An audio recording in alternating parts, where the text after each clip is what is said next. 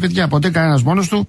Έχω στο τηλέφωνο τον βασικό του συνεργάτη, τον άλλο Γιώργο, τον Πονηρό, τον Καρατζαφέρνη του Εξωτικού Λάους. Κύριε Πρόεδρε, πληροφορήθηκα ότι έχετε να μας ανακοινώσετε κάτι συνταρακτικό σε αποκλειστικότητα. Σας ακούμε. Ο Καραμαλής είναι νεκρός. Δεν άντεξε ο Κωστάκης. Δεν άδεξε ο Κωστάκης. Αυτοκτόνησε καταπίνοντας αμάσιτα 6 γαρδούμπες, 9 κοντοσούβλα και ένα κοκορέτσι μαζί με τη σούβλα. Από βουλημικό overdose, και νομίζω ότι είναι επιτακτική ανάγκη, έτσι όπως τρέχουν γρήγορα τα γεγονότα, να επιτηρηθεί, πιστεύω, ψυχολογικά πλέον και ο Γιωργάκης.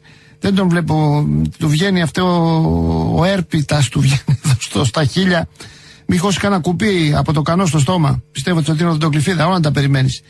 Συμφωνείτε, κύριε Πρόεδρε, με την πολιτική μου ανάλυση? Εσείς, ο πλέον έγκυρος πολιτικός αναλυτής. Σας ευχαριστώ, Πρόεδρε, σας ευχαριστώ για τα καλά σας λόγια.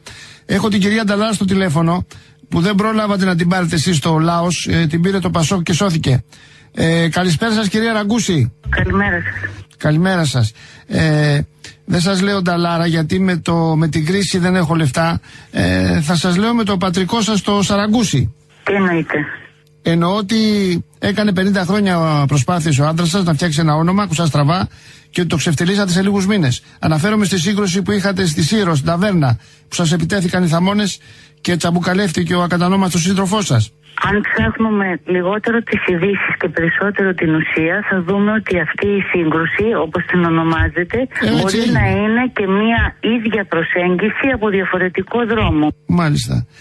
Εσείς πώς μπήκατε? Βλέπω ότι οι αναλύσεις σας είναι συνταρακτικές. Πώς μπήκατε στην κυβέρνηση των δοσύλλογων Κατσαπλιάδων του Πασόκ? Τι μέσον είχατε? Τον Υπουργό Γιάννη Ραγκούση. Πώς έγινε ακριβώς ο διορισμός σας στο Υπουργείο Εργασίας? Ο κύριος Ραγκούσης είπε κάτι. Είπε κάτι, εντάξει, δεν θέλω να μην πούμε τι είπε και τι κατάλαβε ο Πρωθυπουργός.